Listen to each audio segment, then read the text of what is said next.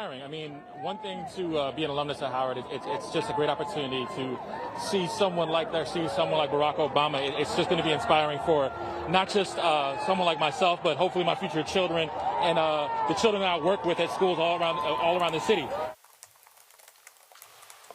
Americans from all across the country are celebrating the projected win of President-elect Joe Biden and Vice President-elect Kamala Harris. People danced in the streets, honked their horns, waved their American flags, and even set off fireworks. This historic election has shattered many records, but the biggest one of all is Kamala Harris becoming the first woman and person of color to become the vice president-elect. Not only that, she is also the first alumni of a historically black university to ascend to the office.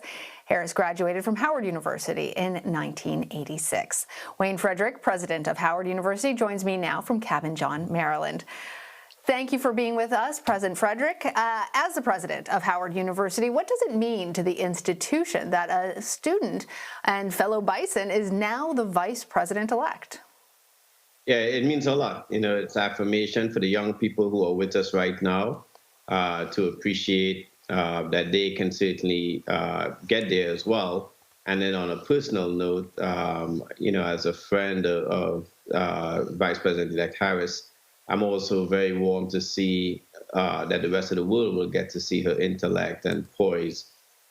She's worked hard to get there. I think this is well deserved, and I think she'll be able to put a lot of her skills on display. We saw a spontaneous outpouring of excitement across the country on Saturday. What was the scene on your campus, and how did you feel after hearing the news?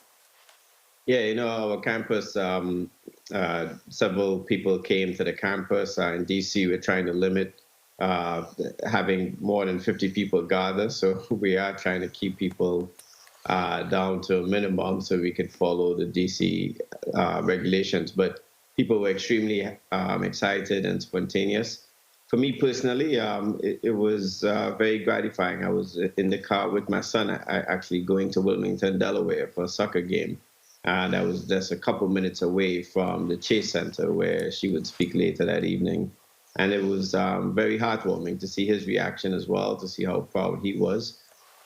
He has met her before when she was our commencement speaker, and he took great pride in her appointment. So he was very, very happy as well. So that was very good for my 16-year-old to witness that with my 16-year-old. I think there are many people across the country who are taking pride in this historic event. Hopefully it is people who are Republicans, Democrats, and independents. Howard University has a proud history of educating leaders. Congressman Elijah Cummings, Supreme Court Justice Thurgood Marshall, author Toni Morrison, actor Chadwick Boseman, and there has been a long-running discussion about whether HBCUs have gotten their proper respect in terms of their ability to educate leaders on a national scene. How do you think Harris's election to the role of vice president factors into that debate? You know, I think it's a big factor in that debate. The reality is, though, if you look at the black judges in this country, you look at the black congressmen and congresswomen, you look at any field or industry in particular, a large number of those graduates come from our HBCUs. And also, if you go into our communities and you look at the blocking and tackling that's being done every day by African Americans, you will find many HBCU grads and certainly Howard University grads in there doing that blocking and tackling. So yes, there are some prominent alum, as you've mentioned, and we continue to produce those. But every day, HBCU alum are really doing great work in those areas. And so these institutions for a long time have been doing this in an unheralded manner. And hopefully this will just shed a brighter light, a brighter spotlight on these institutions and their grads. President Trump often talked about how he helped HBCUs. It was part of his stump speech to try and win over black voters out on the campaign trail. Do you expect that the vice president-elect will be a forceful advocate for HBCUs while in office? Yeah, she has been already. As a senator, she has been. She actually spearheaded an effort to give students of color and students from Howard University an opportunity to come and work in the chamber for different members of Congress on both sides of the aisle. And that was very, very important and effective. And the fact that she spearheaded that demonstrated that she wanted to give an opportunity to HBCU alum. On the broader context, she has also worked tirelessly to look at funding opportunities as well. And so we certainly are appreciative, and I think that she will certainly continue to do that and be a very strong advocate for our institutions.